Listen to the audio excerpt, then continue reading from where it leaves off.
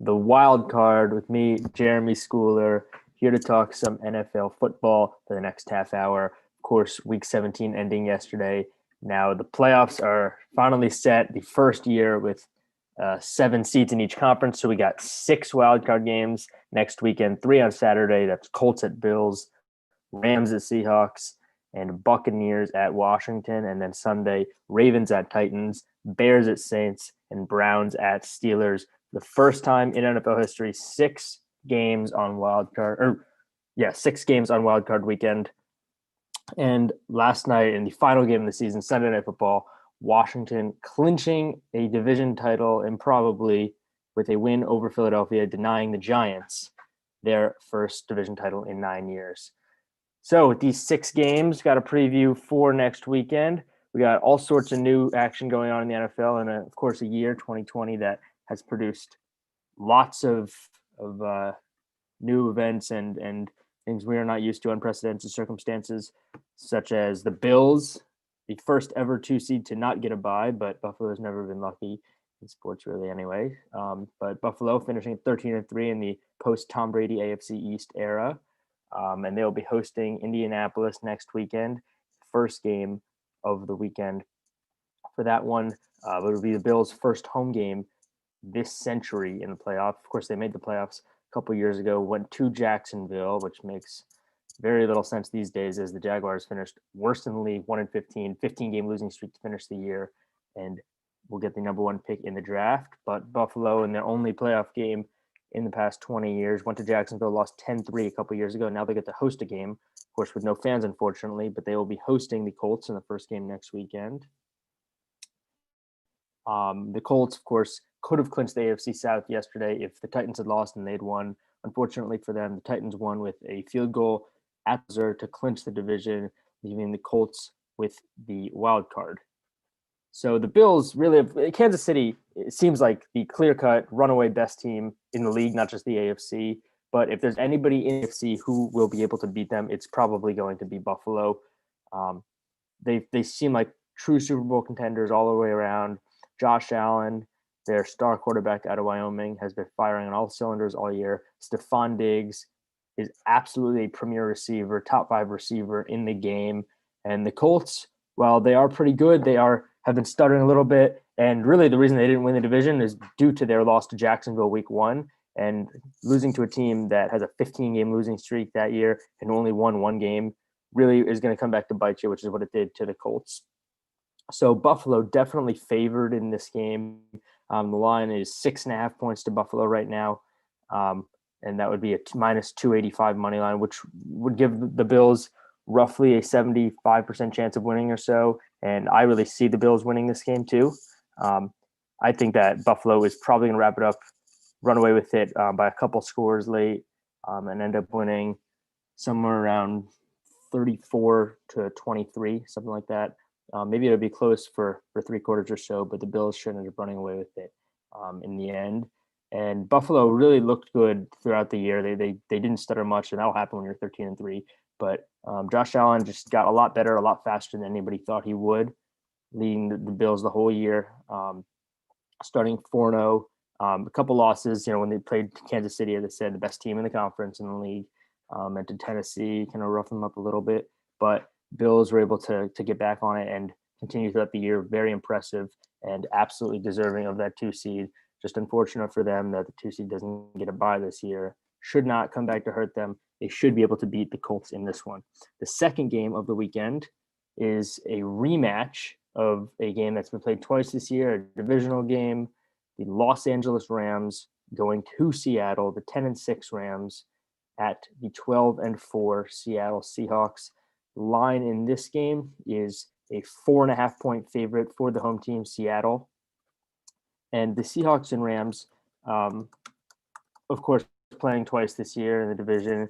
And those games, they split with the Rams winning in November and then the Seahawks winning last weekend to clinch the division, which the Rams, if they had been able to win last weekend, the game they lost 20-9, would have made it a lot more interesting week 17. But they were not able to.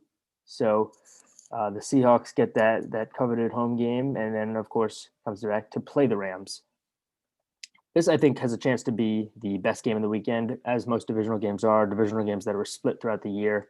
And the Seahawks have kind of looked a little bit lost on offense lately. And Sean McVay, long thought one of the best coaches in the league for the Rams. I think if the Rams are going to pull off this upset, it's really going to come down to coaching. If he can outcoach Pete Carroll, Jared Goff, of course, been hurt his hand last week. But the Rams, just throughout the season, have kind of just gone back and forth. They haven't been streaky at all. They went win, loss, win, loss, win, et cetera, like that throughout the year. Never more than a 2-game winning streak. So they're a good team and they deserve to be here, but they're also a bit hard to predict, which is why in this 4.5 point spread in this game, if you're looking to bet on this game, I would avoid this one of any game for the weekend. It's just going to be a little hard to predict and see how the Rams are going to do. You never know which Rams team is going to come out that day.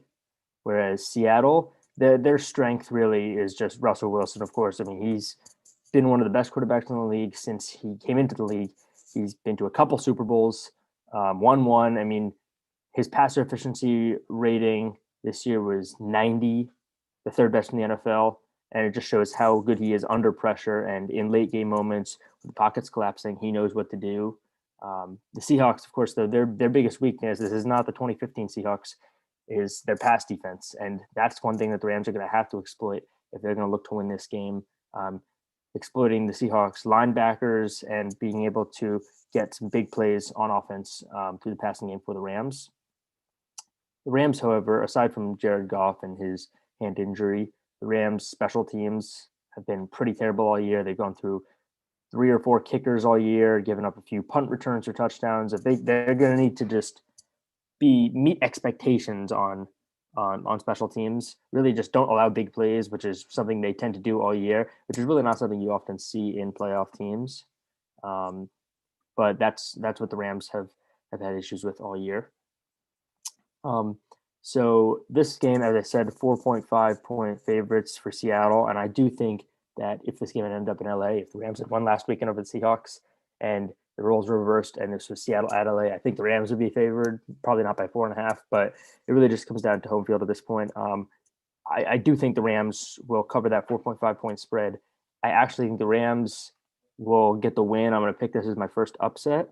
I'm going to say the Rams win this one 28-26. The third game of the weekend, another NFC game, the losing record Washington football team at 7-9, winning the NFC East. I mean, if they had lost last night, it would have been a 6-10 Giants team winning the division. It would have been the first ever 6-10 team to make the playoffs, and they would have been hosting 11-5 Tampa. Whereas now, even Washington at 7-9, still hosting 11-5 Tampa. Of course, hosting doesn't mean a whole lot these days with no fans, but in the case of Washington and Tampa, it could mean a large weather difference in 2 outdoor stadiums there. But so that'll be Saturday night at 8:15. Washington football team and the Tampa Bay Buccaneers. Washington getting in an exciting game last night, a controversial game as Doug Peterson, the Philadelphia Eagles coach, benched Jalen Hurts, clearly his best quarterback available. Carson Wentz wasn't even dressed, and he would have been the backup. But benched Jalen Hurts, a healthy Jalen Hurts, and put in backup Nate Sudfeld, who proceeded to throw an interception on his second pass. And really was just bad all the way around. Clearly didn't deserve to play last night. Jalen Hurts actually was seen mouthing on the bench at one point. That ain't right.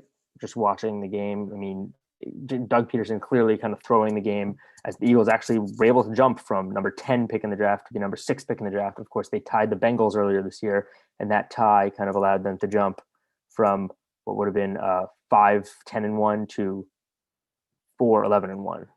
So they were actually able to jump a bunch of teams in there, including Denver, Carolina, Detroit, and jump all the way up to 6. And that's going to be the first top 10 pick the Eagles have had since they took Carson Wentz. You know, most teams don't go 4 years between top 10 picks. So that'll be big for Philadelphia, but really left a sour taste in the mouths of fans, analysts, and really anybody watching that game, except Washington fans who really didn't get how it happened. They were just happy to get the win. And Washington really, it's not like they blew them out after that anyway. The Eagles actually covered the 6.5 point spread. Washington won 20-14, clinched that division. But Washington and Tampa, and this game actually is the second highest spread of the weekend. The spread right now is 8.5 points. Tampa Bay is favored by, and I think that's too much. Actually, I think Washington will absolutely cover that spread. I think that's the best bet of the weekend is Washington plus 8.5 on Saturday night. But Tom Brady, this is actually a very good matchup for Washington. Tom Brady is an old, immobile quarterback, and Washington has probably the best defensive line in the playoffs. Montez Sweat, second overall pick Chase Young, Jonathan Allen, Ryan Kerrigan. If Washington's going to win this game, they're going to need to get to Tom Brady fast, force him to get rid of the ball, and they're going to need to win a low-scoring game. If both teams end up with, or if Tampa Bay ends up with points in the mid-20s or higher, there's really no chance Washington can win this game. They're going to need to keep it a low-scoring game, and if they win, I think it would be something like 17-14, 14-10, something very low-scoring. I would expect under 30 points. But for Washington, they started, of course, 1-5. I mean, as nightmarish of a start as you can get, but that's the way the NFC East was this year. Also, Dallas and New York and Philadelphia all in it. I mean, really, it was an exciting division race, frankly. Nobody would want to admit it because the division was so terrible, but how often in the NFL do you see all four teams in contention for the division title in week 16? All four teams in it in week 16, and then three of the four teams in it the last day of the season on week 17. Dallas and New York yesterday played at 1 o'clock. The winner of that game needed Philadelphia to win to make the playoffs. Dallas lost that game, which eliminated them. But if they were playing meaningful games the entire season, which shows that the division really was competitive, despite what people want to say. And Dallas, in their case, they started the season 2-7, went into their week 10 bye week 2-7. I mean, really, just any team in NFL history would rightfully think they are completely out of it at that point.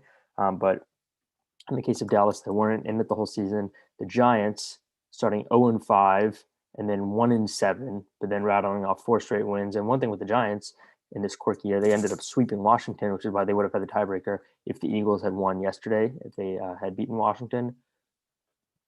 Washington starting the season 1-0 with a win over Philadelphia, and then 5 straight losses. So none of these teams really very good, but they've all shown to be much better in the second half of the season.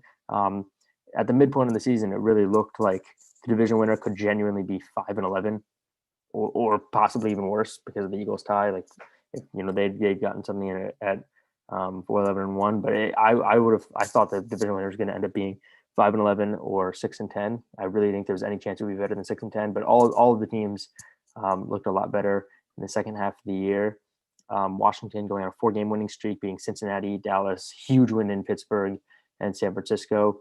And the Giants also, the Giants winning 4 straight over Washington, Philadelphia, Cincinnati, and then also a huge win in Seattle that same weekend that Washington beat Dallas. And Dallas as well, despite their horrible start, the worst start of any of these teams, they had a 3-game winning streak until their loss to the Giants yesterday. So they all looked a lot better, and they all showed that they're not. There is a huge difference between these teams and the kind of Jets, Jaguars, like Lions, Bengals, that level of teams. So Washington in this game versus Tampa, as I said, they're going to need to keep it low scoring. They're going to need to get to Tom Brady quick, make him get rid of the ball quickly. Whereas Tampa Bay has really looked inconsistent this year. I mean, you wouldn't realize it because they, of course, did finish the season 11-5, which is pretty much a lock to make the playoffs for any NFL team. But they did not. They looked pretty shaky at a lot of points throughout the year. And yesterday, unfortunately, Mike Evans, their star receiver, did have an injury on a catch. He had a foot injury, but the Bucs did win 4 straight games to finish the year over Minnesota, Atlanta, Detroit, and Atlanta again. And they looked good throughout the year, but when they played good teams, they lost to Kansas City. They were swept by New Orleans. They were blown out by Green Bay. They blew out Green Bay. They were swept by New Orleans. Lost to Kansas City, the Rams. The Saints or the Bucs really looked like throughout the year like they could have been beaten any week. It really didn't seem that crazy, which is why this is a good matchup for Washington. The only teams they could have played were either Tampa Bay or Los Angeles. And I think this is a better matchup, barring Jared Goff not playing, which would obviously make the Rams much worse. But Tom Brady, as good as he is and as great as it is, he took the Bucs to the playoffs for the first time in a decade. This is a good matchup for Washington, and I think that although they will definitely cover, I don't know if they'll win. Um, I think I think if both teams, if it's under 35 points, then they probably will win because that means the Bucs didn't score and the Redskins or Washington's defensive line really held Tom Brady and the Bucs from producing a lot, and it also means that Washington hopefully will be able to generate some offense. Alex Smith, Terry McLaurin looked great yesterday. Logan Thomas is a breakout season at tight end. Um, but really, it all just comes down straight to Washington's defense, and they need to get a good start early because the Buccaneers, despite an 11-5 record, have been outscored handily in the first quarter. So really, if Washington can go up by a touchdown in the first quarter, that'll set the tone for the game. But the pick here is I definitely think Washington will cover, but we'll see if they're able to win outright. I'm going to pick them to win, but we'll see. Moving on to the Sunday games, I think very underrated, interesting game is 11-5 Baltimore at 11-5 Tennessee. In this one, the spread right now is a 3.5-point favorite for the road Baltimore Ravens. Everyone expected the Buccaneers to be a road favorite in Washington, but this is actually a surprise. Baltimore is a 3.5 point road favorite in Tennessee, which I really think more than anything shows that the AFC South this year was just as it usually is, was really not strong at all. The Titans and Colts both finishing 11-5, but they also had the Texans and Jaguars in that division, and really just relied on like Derrick Henry in the Titans case. He was their entire team. I mean, Derrick Henry completely ran the show and finishing with the rushing title, but Lamar Jackson as well. Another elite rusher, elite quarterback in the league, who led the Ravens to a huge year last year. But it's going to come down to those two. I mean, they're explosive. You can never tell with these offenses, either one of them. But Lamar Jackson and Derrick Henry, they're the ones who will decide this game. Derrick Henry has just absolutely gone out of the season. So many rushes for 20, 30 yards, breaking tackles. He won games on his own for Tennessee. And if Ryan Tannehill can balance with Derrick Henry and AJ Brown, the Titans defense, I think the Titans will absolutely cover this 3.5-point spread, and I think they'll win the game. But Lamar Jackson is not going to go down easy. When they kind of push him out of the pocket and make him throw, don't let him run, because he's always going to look to run, of course. But if you can make him throw outside the pocket, that's where the Titans are going to try to get an advantage over Baltimore. And also, they frankly haven't been very good in the playoffs. As good as Lamar Jackson has been, he came up in playoff games last year and in 2018. And the Ravens, especially when they're behind, they have had trouble in the playoffs, kind of coming back. So same with Washington, if Tennessee can jump out to an early start, go up by 7-10 points, get a Derrick Henry touchdown, something like that, that'll be huge for them. And last year they won in Baltimore as underdogs. They won pretty handily, 28-12 in the playoffs. So the Ravens, of course, are going to be trying to avoid that. I think the Titans, especially because it's at home, I think this is kind of a questionable line. I think the Titans will cover this plus 3.5, and I also think that they win outright as the rare home underdog in the playoffs. The second game next weekend, which is the largest spread of the weekend, 9.5-point favorites, the New Orleans Saints at 12-4, hosting the 8-8 Chicago Bears. And this Bears team, really quick, just shows how different the NFC and AFC are this year. I mean, the AFC had so many 11-5 teams. The Dolphins at 10-6 almost finished 11-5. If they'd beaten Buffalo yesterday, they would have finished 11-5, and still an 11-5 team would have not made the playoffs, which is unheard of in the NFL for an 11-5 team to not make the playoffs, but that would have happened. But in the NFC, Chicago made it at 8-8, and oftentimes winning a wild card is harder than winning some divisions, which of course happened this year. A 7-9 division winner in Washington, and then 10-6 and 11-5 teams in the AFC not making it. Chicago making the wild card at 8-8. Chicago, I really think, is not a playoff caliber team, and especially they don't even get a home game like Washington, who's also arguably not a playoff caliber team at that record. But Chicago at 8-8 going to New Orleans, and I think New Orleans will end up covering the spread, 8.5 points. They're just hands down far better than Chicago, and teams are kind of trying to set themselves up to play the NFC East winner this year, whether it was New York, Dallas, or Washington. But really, I think Chicago is the easiest play. I mean, the Packers didn't have a whole lot to play for yesterday. They were going to get the 1 seed anyway, and they still won pretty easily over the Bears. But for the Saints, they have Alvin Kamara, absolute stud of a running back who won a lot of people their fantasy championship last week with his 6 touchdown performance, which just feels like a Madden play, like 6 touchdowns. And he was on the COVID list. So it really all comes down to Alvin Kamara. I think the Saints win anyway. They'll probably, it's arguable we'll cover without him, but I think assuming Kamara comes back, the Saints should win pretty easily. I'm going to choose I'm going to say 34-17 in that one to the Saints. And then the final game of the weekend, possibly the most interesting game, the Sunday night game, the Cleveland Browns in the playoffs for the first time in 18 years. I'm 22 years old. I don't even remember the last time the Browns were in the playoffs.